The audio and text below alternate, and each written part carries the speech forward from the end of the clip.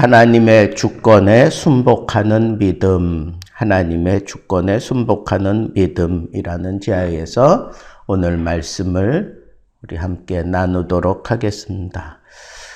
오늘 본문이 사실은 욥기서의 클라이막스며 핵심 구절이라고 할 수 있습니다. 우리는 이 말씀을 참 많이 애용하고 또 마음에 간직하고 살아가고 있습니다. 예전 성경에는 그러나 그러지 않고 오직 그가 아시나니 나의 갈 길을 우리 주님이 아신다는 거죠. 하나님이 아시나니 나를 단련하신 후에는 내가 지금 이 심각한 이 상황을 하나님이 단련시키고 난 다음에는 내가 예전 성경에는 정금같이 순금같이 나오리라. 연상되는 게 순금을 우리가 뽑아내기까지 광산에서 캐낸 그 금에 있던 모든 불순물들 그걸 다 제거하기 위해서 뜨거운 그 용광로를 통과해 나오면서 순금만 나오게 되는 것처럼 이런 아픔의 과정, 철저하게 다 녹아지는 그런 과정을 통해서 내가 깨끗하게 하나님 앞에 서게 될 것이다 라고 하는 그런 완성된 그런 믿음을 분명히 하나님이 나를 통해 이루실 것이다 하는 그런 욥의 고백.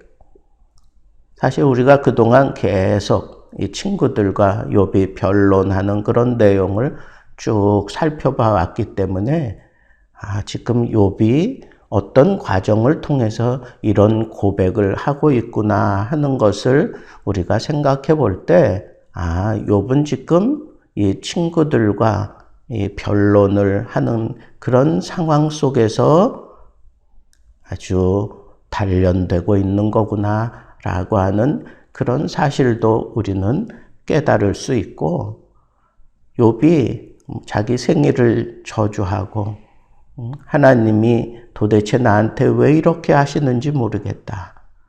오늘 본문 속에서도 그런 표현이 남아 있어요. 그러나 처음에는 그저 나는 의롭다, 나는 잘못하신 것이 없다, 이것만 가지고 친구들하고 변론을 하다가 친구들이 계속해서 주옥 같은 그런 말씀을 쏟아내고 또 자기도 그러나 그것만이 다가 아니다. 하나님이 깊은 섭리를 가지고 계신다라고 하는 그런 내용을 계속 얘기하다가 자기도 모르는 사이에 이렇게 성숙되어가는 그런 믿음의 과정을 우리에게 보여주다가 오늘 이 고백을 하게 된 거예요. 이런 걸 보면 우리가 평상시 그냥 뭐 대단한 믿음이 있는 것처럼 그렇게 살지 않고 그냥 저 사람 정말 믿음 생활하는 거 맞아? 저 사람 정말 믿음이 괜찮을까?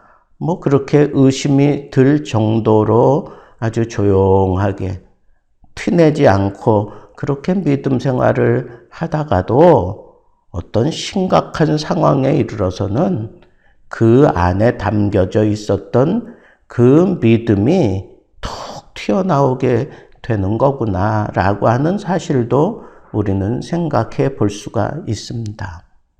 그렇게 툭 튀어져 나오기까지가 문제고, 그렇게 툭 튀어져 나오도록 이렇게 단련해 가시는 그런 하나님의 방법을 우리는 하나님 앞에 맡기고, 나보다도 나를 더 잘 아시는 하나님께서 나를 가장 지혜롭게, 그중 가장 올바르게 단련하신다면 내가 순금같이 되어 나올 것이다. 내가 순금같이 되어 나올 것이다. 나의 갈 길 내가 다 알지 못해. 그러나 하나님은 나를 단련하셔서 순금같이 나를 다듬어 내놓고야 말 것이다 라고 하면서 그 하나님의 주권을 인정하는 거예요. 왜 하나님이 이렇게 단련하시는가? 왜 하나님이 이런 길로 나를 돌리시나? 왜 하나님께서 이런 방법으로 나를 다루고 계시나? 왜 하나님은 나를 이렇게 저울에 달아보시나? 뭐 여러 가지 많은 방법들로 나를 다루시는데 분명하게 우리가 고백해야 될 것, 가장 확실한 방법으로, 나에게 가장 좋은 방법으로, 가장 옳은 방법으로 하나님이 나를 단련하고 계신다라고 하는 이 사실과 더불어 그 단련하신 후에는 내가 정금같이, 순금같이 나오게 된다라고 하는 이 믿음이 우리들에게 분명하게 새겨져 있어야 한다라고 하는 이 사실을 오늘 이 욥기서의 이 핵심 구절을 통해서 우리가 한 번 더 우리 신앙생활을 다독이며 붙잡아야 할 것입니다.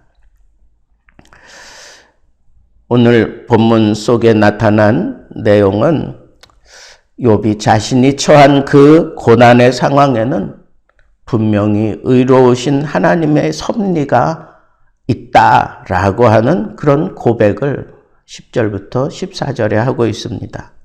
그리고 15절부터 17절에는 그 심히 여전히 그 고난 중에 처하게 하시는 그런 하나님에 대해서는 아직 내가 다 알지 못한다. 좀 혼란스러워하는 모습도 여전히 가지고 있는 그런 욥을 보면서 그래, 어쩌면 나와 똑같지 하는 생각을 하게 됩니다. 내가 만약에 이 말씀을 다 이해했다고 해도 하나님의 섭리가 나에게 펼쳐질 때 나를 어떻게 다루어 가실지 몰라요. 내가 원하는 대로 다루지 않으시고 내가 감당하기 힘든 그런 상황을 내 앞에 펼치시며 나를 그 고난의 가시밭길로 가게 하실지 그건 몰라요. 그러나 분명한 것은 그게 나에게 꼭 필요한 과정이라는 거예요. 그 과정이 아니고는 내 믿음이 순금처럼 나오지 않는다고 하는 겁니다. 그걸 우리는 하나님의 주권을 믿는 믿음이라고 하는 거예요. 내가 믿음 생활을 잘하고 내가 믿음이 좋으면 내가 원하는 것처럼 하나님이 나를 그렇게 채워주시고 나를 인도해 주실 것 같지만 아닙니다. 그렇지 않아요. 너무너무 간사한 게 내 마음 아니에요? 내가 양심을 믿을 수 있겠어요? 내가 이 세상에 이 거칠고 험난한 풍파 속에서 내 스스로 이 믿음을 지켜가며 내가 그 자리를 지켜갈 수 있겠습니까? 연약하기 때문에, 유혹에 약하기 때문에 우리는 또 붙잡고 씨름하며 싸우며 이 믿음 세워가려고 발버둥치며 사는 거 아닙니까? 오죽하면 하나님의 전신갑주를 입으라고 하겠습니까? 그만큼 힘들고 어렵다는 겁니다. 내가 살아가는 이 세상이 믿음 생활하도록 그냥 놔두는 생활이 아니라는 겁니다. 그런데 내가 나를 믿을 수 있겠어요? 아니요. 하나님이 나를 아시기에 나를 어느 길로 인도하시든지 나는 그저 하나님이 나를 단련하신다라고 생각하고 묵묵하게 하나님이 그 길마저도 나와 함께 하시며 인도해 주실 것이다 라고 하는 이 믿음을 가지고 따라가는 것. 그게 하나님의 주권을 인정하는 최고의 믿음입니다. 하나님이 욥을 이해할 수 없는 이런 고난 속에 두시는 이유가 뭘까요? 하나님의 이 주권에 순종하는 이 믿음을 우리에게 분명하게 각인시키기 위해서 이 욥기서가 우리에게 주어졌다고 생각하시라는 말입니다. 하나님의 주권에 무조건 순복할 수 있는 자가 진정한 믿음의 봉우리에 올랐다고 우리는 얘기할 수가 있습니다. 우리가 기도할 때에는 우리의 소원대로 우리가 기대하는 바를 하나님 앞에 요청하며 기도하는 것이 자연스럽습니다. 그러나 최고의 기도는 예수 그리스도께서 십자가를 앞에 두고 만일 할만하시거든 이 잔을 내게서 옮겨달라고 그렇게 처절하게 기도하다가 마지막에는 아버지의 뜻대로 되기를 원하나이다. 아버지의 뜻대로 되기를 원하나이다. 이 동일한 기도를 왜 이렇게 3번씩이나 반복하면서 기도해야 했을까요? 그만큼 힘들고 어렵다는 겁니다. 이 세상에서 하나님의 주권을 인정하는 믿음을 세우고 지켜간다는 게 그만큼 힘들고 어렵다는 겁니다. 그래서 하나님의 그 주권에 순복하는 그런 믿음을 우리가 오늘 이 말씀을 통해서 꽉 부여잡을 수 있다면 그 사람은 바른 믿음 생활의 길에 들어섰다고 얘기할 수가 있습니다. 사랑하는 성도 여러분, 오늘 욥이 고백한 이 고백, 어쩌면 확실한 믿음을 가지고 고백했다기보다는 자기도 모르는 사이에 자기가 그런 상황에 몰려서 그런 믿음의 고백을 할 수 있게 된 것인지도 모르지만 그의 이 표현이 너무너무 선명하고 정확하다는 겁니다. 주께서 내가 가야 할 길을 아시나니, 주께서 나의 길을 아시나니, 하나님, 아시는 하나님을 고백할 수 있고, 그리고 나를 단련하신 후에, 왜 이런 표현을 할까요? 욥이 아는 거예요. 나는 정말 하나님 앞에 바르게 살려고 발버둥 쳐왔던 것을 그가 고백하고 있는 것을 우리가 볼 수 있습니다. 나는 하나님의 그 걸음을 바로 따랐지 않습니까? 그 길을 지켜서 치우치지 아니하였지 않습니까? 하나님의 명령을 내가 어기지 아니하고 지키지 않았습니까? 정한 음식보다 내가 그의 말씀 더 귀히 여겼습니다. 라고 하는 이런 고백을 하는 거 보면 그는 이렇게 하나님이 정말 기뻐하시는 일, 하나님이 요구하시고 하나님이 원하시는 그 길을 어기지 않고 그렇게 믿음 생활을 해왔다고 그렇게 고백을 하는데도 불구하고 내가 이런 고난을 당하게 되는 것에 대해서는 아직 내가 잘 알지 못하겠습니다. 아직 내가 희미하게 그저 하나님이 하시는 일이다라고 하는 그런 믿음이 생기긴 있지만 내가 다 온전히 이해할 수는 없습니다. 그러나 분명한 것은 하나님이 나를 이걸 단련하는 그런 기간이라고 나는 생각을 한다. 그런 표현을 한 거예요. 아무렇게나 그렇게 신앙생활하다가 고통당하면서 이런 고백한 게 아니라 그 누구보다도 옳게, 그 누구보다도 말씀을 붙들고 살았고 그 누구보다도 하나님 사랑하는 마음으로 그를 온전하게 쫓아가다가 내가 이런 고난을 당하니, 악인들이나 당하는 이 고난, 이 사람들이 인과 응보적인 틀에 가둬놓고 나를 이렇게 몰아가는 그런 죄인들이나 당하는 이런 고난을 내가 당하고 있는 것은 사실이니 내가 분명하게 알지는 못하나 그러나 나를 단련하신 후에는 내가 그 앞에서 정금같이 나오게 될 것이다. 남들이 이해할 수 없습니다. 내 믿음의 길에 대한 확실한 길, 온전한 길, 다른 사람들이 다 알지 못합니다. 오해할 수도 있습니다. 다른 사람들이 손가락질할 수도 있습니다. 다른 사람들이 하찮게 생각할 수도 있습니다. 그러나 이게 나의 길이라면, 그래서 내가 이 심각한 고난에 고난을 더하는 그런 가시밭길 그 속을 내가 걸어가야 한다면 내가 주저하지 않고 내가 가겠습니다. 이건 도발하는 게 아닙니다.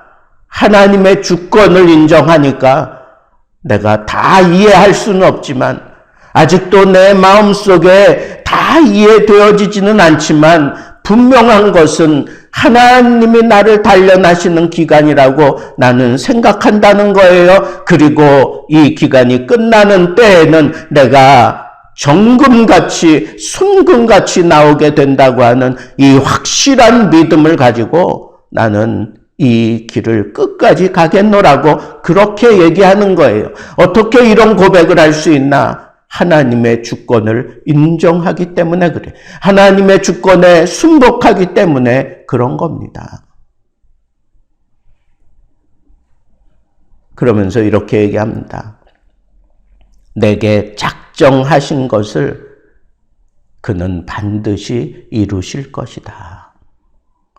내가 이것을 받아들이던 안 받아들이던 하나님은 작정하신 대로, 예정하신 대로 반드시 이루고야 마신다라고 하는 그 하나님의 그 강력한 의지를 이 욥은 가슴에 담았습니다. 그러면서 그러므로 내가 그 앞에서 떨며 지각을 얻어 그를 두려워하리라. 그를 경외하는 모습으로 끝까지 가겠노라고 그렇게 다짐하고 있습니다. 우리가 살아가면서 까닭 모를 그런 고난이 우리에게 덮칠 때가 있어요. 이건 나는 옳은 길을 가는데도 불구하고 나에게 심각한 고난이 계속해서 나에게 덮칠 수 있습니다. 내가 감당할 수 없는 그런 상황 속으로 하나님이 나를 몰고 가실 때도 있습니다. 그 누구보다도 나는 하나님을 잘 섬겼고 그 누구보다도 나는 하나님을 잘 믿으며 따라왔는데 사람들이 나를 다 죄인이라고, 예수 믿는 사람이라면 어떻게 이런 고난이 너에게 닥치겠느냐고 그러면서 내 믿음마저 흔들어 놓으려고 하는 그런 상황 속에 우리가 빠졌을 때 그때 붙잡아야 될 말씀이 바로 이 말씀입니다. 믿음은 내가 스스로 지켜가는 게 아니라 하나님이 나를 하신다. 하나님이 나를 단련하신다. 왜? 이 믿음을 굳게 세우기 위해서. 어떤 믿음? 하나님의 주권대로 이루고야 마시는 하나님의 그 믿음, 나를 향한 하나님의 그 믿음, 그것을 하나님이 작정하신 대로 이루시고야 마신다고 하는 이 믿음을 바라보면서 우리는 끝까지 경외하는 그런 믿음으로, 끝까지 하나님을 두려워하는 그런 자세로 이 믿음을 반드시 이루고야만은, 이 믿음대로 하나님이 요구하시는 그 믿음의 봉우리에 설 때까지 하나님이 나의 주인이십니다. 하나님의 뜻대로 나를 다루어 가십니다. 하나님이 어떤 길로 나를 인도하시든지 나는 순복할 따름입니다. 하나님의 주권을 인정할 수 있는 멋진 그런 믿음으로 여러분들의 남은 삶, 이 믿음의 경주에서 승리할 수 있게 되기를 우리 주님의 이름으로 축복합니다.